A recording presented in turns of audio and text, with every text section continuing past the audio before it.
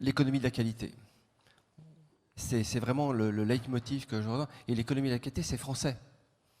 On a toujours l'impression que c'est quelque chose qui nous arriverait d'outre-Atlantique, avec la fameuse phrase de Warren Buffett qui dit « le prix n'est pas une valeur, la valeur est ailleurs ». Mais c'est pas un Américain qui a lancé ça. C'est un monsieur qui s'appelait Lucien Carpic, qui était sociologue et qui a écrit sur l'économie de la qualité en 1986. Et je vous recommande de lire sa thèse. Elle est formidable. Elle est tout ce qu'on raconte là. Elle est les économies symbiotiques. Ça a été merveilleusement évoqué par cette dame et ce confiturier, finalement, qui se rapprochent et finalement qui recrée le dynamisme d'une économie. L'économie de la qualité, c'est ça, c'est mesurer l'impact social et l'impact environnemental de son action. Et ça pourrait être vrai pour un simple consommateur. Moi, je souhaite un jour que les consommateurs nous rejoignent dans le Collège Cuillère de France pour justement être eux aussi acteurs militants. Et ce qui était enthousiasmant là, c'est le militantisme. Alain Ducasse l'a dit, on s'est détaché un peu du monde politique parce qu'on a perdu la confiance avec le monde politique. Et c'est vrai, on va pas revenir et nier épiléguler, ça n'a aucun intérêt.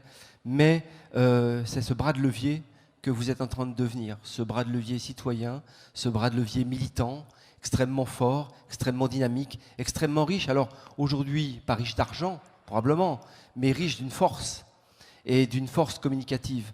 Et c'est tout ce que ça m'inspire. Et l'économie de la qualité, c'est imbattable. C'est la stratégie de la libellule. Vous savez, une libellule, ça vous paraît un petit peu petite bestiole comme ça, qui a 350 millions d'années. C'est extraordinaire, 350 millions d'années, qui vivait au-dessus des mares. Et là, d'une façon stupide, on est en train d'assécher les mares. Mais une libellule, ça sort d'une extraction sociale extrêmement modeste, vu que c'était un tétard. Et puis ça va grandir, ça va devenir un magnifique papillon, une vraie présence. Et l'économie de la qualité, c'est ça, une vraie présence. Et ensuite, quand l'économie de la qualité rencontre une difficulté, eh bien, c'est comme la libellule. Elle va à droite, elle va à gauche, elle monte, elle descend, mais elle ne recule pas sur la qualité. Et si aujourd'hui on est rassemblés autour de cette économie de la qualité, c'est à cause de ça. On ne reculera pas. Et l'enthousiasme de cela fera plier. Et se dire que bio n'est plus suffisant. C'est une personne parfaitement respectable, née dans les années 68, et je salue cet enthousiasme de cette époque, mais aujourd'hui, ici, vous êtes 200% bio. Bio par conséquence de vos actes. Et ça, c'est plus fort que tout. Alors, nous, cuisiniers, artisans, bien sûr que nous vivons de cela, et nous avons été biberonnés à ça.